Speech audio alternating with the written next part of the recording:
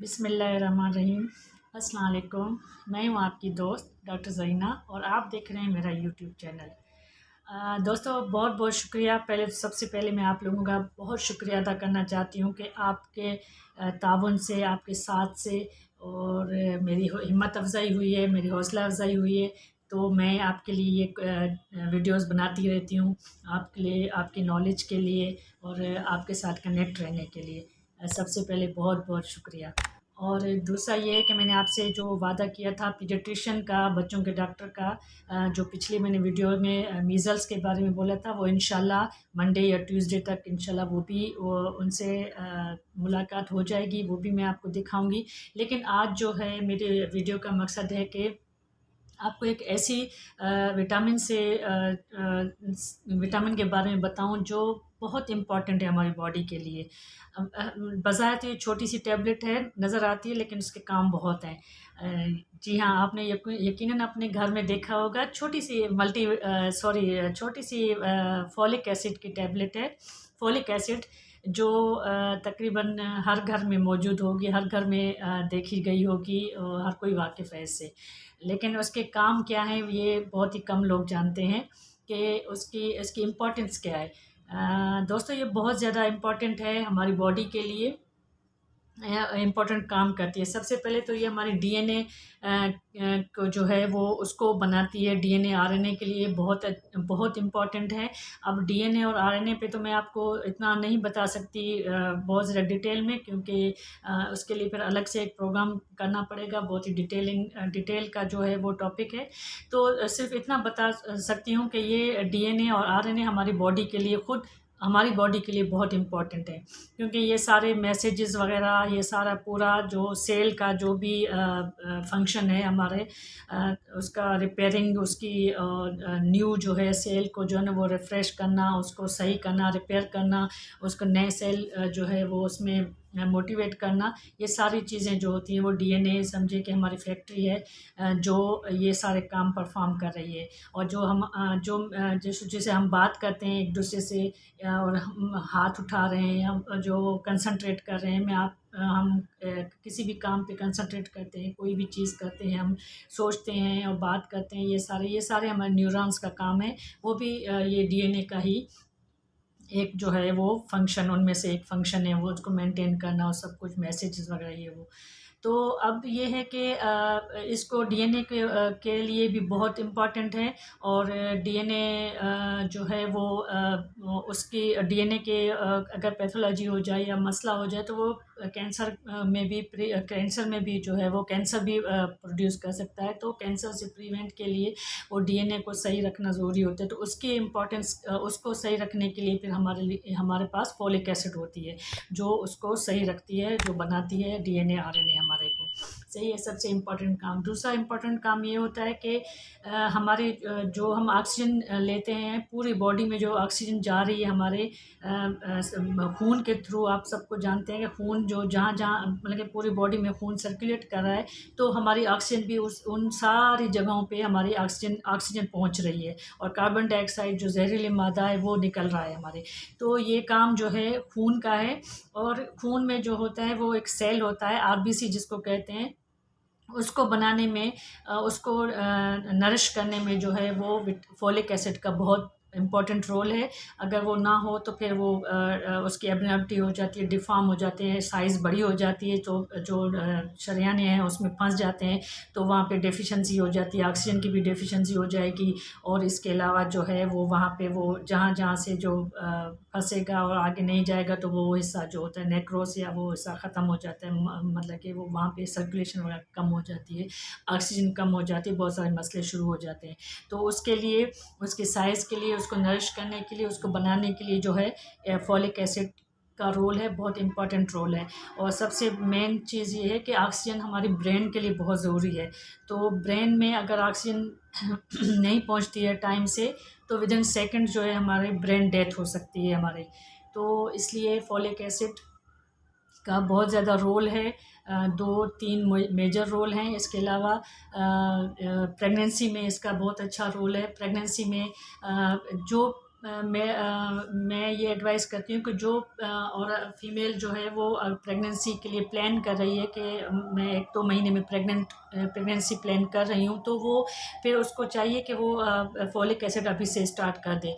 और इसके बाद थ्रू प्रेगनेंसी जो है वो फिर फॉलिक एसिड को भी रिकमेंड करते हैं, एडवाइस करते हैं, डॉक्टर्स को यूज़ करवाते हैं। और इसके डेफिशिएंसी से जो बच्चा जो होता है उसके सबसे जो बच्चे का सबसे पहला हिस्सा जो बनता है हमारे इंट्रायूट्राइन लाइफ में, मतलब कि अंदर बच्चेदानी में जो बच्चा ग्रोथ कर रहा होता है उसका पहला जो हिस्सा बनता है वो हमारा रीढ़ की हड्डी बनती है।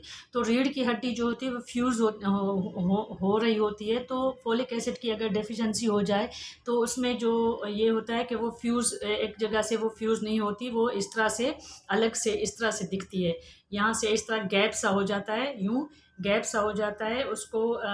ये रीढ़ की हड्डी ऊपर से आई, ये ऊपर से रीढ़ की हड्डी आई और यहाँ से ये गैप बना, नहीं फ्यूज़ हुआ और गैप बन गया। तो इस ये जो है रीढ़ की हड्डी यूँ सीधे होके फिर यूँ एक गैप बन जाएगा। तो वो फ्यूज़ नहीं होता, तो वो वाली कंडीशन जो होती है उसको स्पाइना बाइफिडा कहते हैं। तो वो वाली कंडीशन भी हो सकती है जिसको फोलिक एसिड की डेफिशिएंसी हो। और दूसरा ये है कि बेबी के ब्रेन के लिए बहुत ज़बरदस्त ये चीज़ है, बहुत इम्पोर्टेंट रोल रखती है कि बेबी का ब्रेन सही ग्रोथ कर रहा होता है। और दूसरा ये है कि एनेन्सेफली एक कंडीशन होती है जिसमें जो है होता है बेबी का जो हेड ये जो सर का ऊपर वाला हिस्सा है, कैप बन जो हड्डी का कैप जो बना हुआ है, हमारे सर का कैप बना हुआ है, जिसके अंदर जो है ब्रेन होता है। तो वो ये वाला हिस्सा ऊपर हड्डी वाला नहीं बनता, सर का कैप नहीं बनता। तो जो बेबी होगा उसका जो है ना वो ब्रेन जो उसका दिमाग जो होगा वो नज़र आ रहा होता है, और आँखें, और फिर आँखों के साथ ही आईब्रो और उसके साथ ही दिमाग शुरू हो जाएगा। दिमाग का जो हिस्सा शुरू हो जाएगा, ये हिस्सा गायब होगा। तो ये फोलिक एसिड की कमी की वजह से होता है। तो ऐसे बेबी तो खैर डिलीवर करवाने भी जो है वो फ़ुज़ूल है, उसको फिर वो अबॉर्ट करवाया जाता है। और इसके अलावा और भी बहुत सारी जो है ना फॉलिक एसिड का इम्पोर्टेंस है। जैसे माउथ अल्सर्स होते हैं हमारे, मुंह में दाने हो जाते हैं, अल्सर्स हो जाते हैं हमारे, ज़ख़म से हो जाते हैं जैसे मुंह में। तो वो भी जो है उसके लिए भी हम फॉलिक एसिड रिकमेंड करते हैं, उसकी डोज़। और उसकी वजह से भी वो फॉलिक एसिड मुंह के अल्सर जो होते हैं वो सही हो जाते हैं। और इसके अलावा बहुत सारी बीमारियों में भी दी जाती है। और कुछ डिज़ीज़ में जो होती है, कुछ डिज़ीज़ में डॉक्टर से पूछ के रिकमेंड के, कुछ में रिकमेंडेड है, कुछ में नहीं है। मतलब जैसे कि अगर रूमेटॉइड आर्थराइटिस है, किसी पेशेंट को आर्थराइटिस है, ये हड्डियों का जो है ना वो जोड़ और उंगलियां जैसे सख्त हो जाती हैं, सुबह सुबह तो कम से कम ये खुलती भी नहीं है, वो रूमेटॉइड आर्थराइटिस वाली कंडीशन होती है।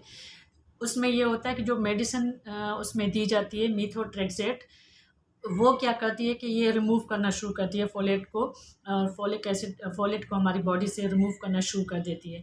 तो इस वजह से भी डेफिशिएंसी हो जाती है, गैस्ट्रिक डिसऑर्डर्स हो जाना शुरू हो जाते हैं। तो उसमें भी फिर फॉलिक एसिड की सप्लीमेंटेशन दे के उसको कवर किया जाता है। और इसके अलावा और भी बहुत सारी जो है इसके फ़ायदे हैं, जैसे स्किन के लिए बहुत अच्छी है और नेल्स के लिए, हेयर्स के लिए बहुत अच्छी है। अगर इसकी कमी हो जाए, जैसे मैंने आपको बताया कि आरबीसी जो नहीं बनता होता, तो मतलब कि आरबीसी सॉरी उसकी साइज़ बड़ा हो जाता है, तो वो डिफ़ॉर्म हो जाता है, उसके वो नहीं कर पाता अपना फंक्शन प्रॉपर नहीं कर पाता। तो उसमें क्या होता है कि एनीमिया होना शुरू हो जाता है। तो ये फोलेट डेफिशिएंसी एनीमिया होता है, जिसमें एनीमिया ये होता है कि आपका जो है स्किन जो होती है वो पेल होना शुरू हो जाती है, हेयर और नेल्स के जो है कलर चेंज होना शुरू हो जाता है। और इसके अलावा जो एनीमिया में जो उसकी सिम्पटम्स होते हैं, अलामात होते हैं कि जो जिसको भी एनीमिया होता है, जैसे पेशेंट हो या जिस इंसान को या बंदे को एनीमिया हो जाए, तो उसमें ये होता है कि इरिटेबिलिटी होती है, इरिटेट होना शुरू हो जाता है। और उसमें जो है वो थकावट बहुत ज़्यादा होना शुरू हो जाती है, चाहे बच्चा हो चाहे बड़ा हो, एनीमिया तो दोनों में हो सकती है। तो थकावट होना शुरू हो जाती है, इरिटेबिलिटी होती है, हर वक्त सर में दर्द रहने लगता है, कंसंट्रेशन नहीं कर सकता, जो काम करेगा उसमें कंसंट्रेट नहीं कर सकेगा, उसमें ध्यान नहीं लगेगा उसका।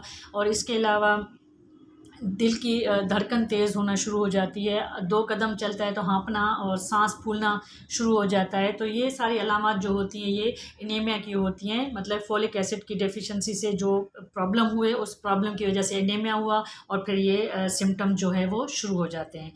और इसके अलावा मैंने बताया कि कौन-सी डिज़ीज़ में जो है वो रिकमेंड नहीं किया जाता, त डॉक्टर्स जो से एडवाइस के बिना जो है वो यूज़ नहीं करते। तो इसमें जैसे मिर्गी है, मिर्गी में भी रिकमेंड नहीं किया जाता अनटिल एंड अनलेस जो डॉक्टर एडवाइस ना करे।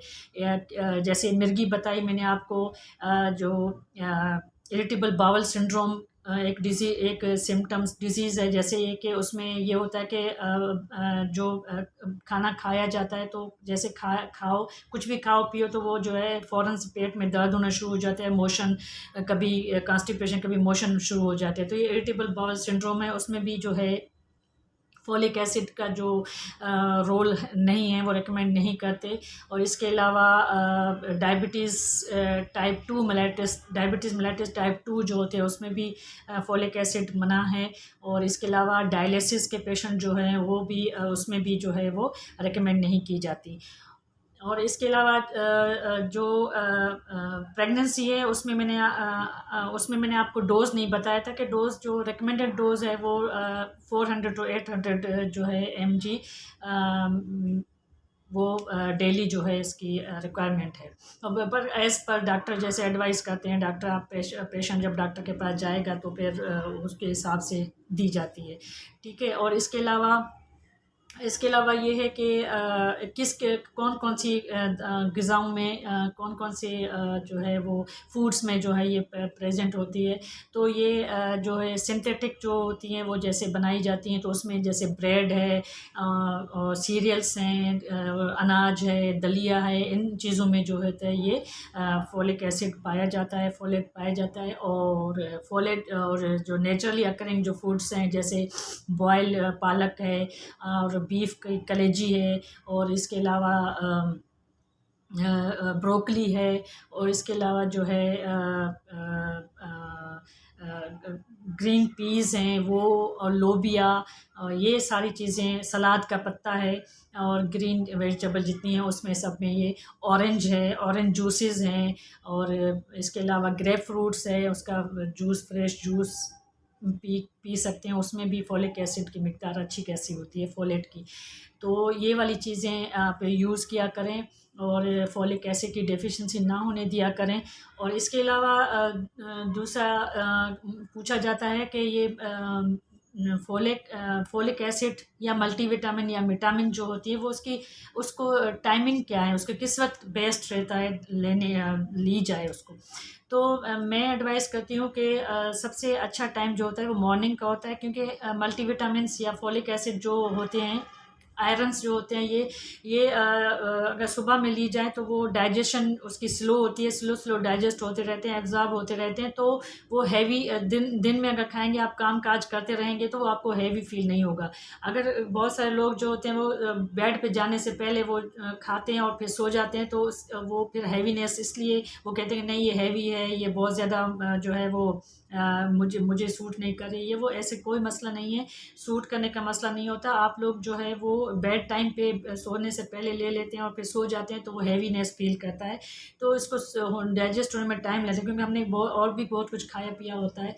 तो बेस्ट टाइम जो होता है वो सुबह का होता है, नाश्ते के बाद ले लें, आप खाली पेट भी ले सकते हैं। इसमें कोई ऐसा मसला नहीं, क्योंकि वाटर सॉल्युबल है, पानी से निकल जाती है ये, तो इसमें ऐसा एसएच कोई ऐसा मसला नहीं है।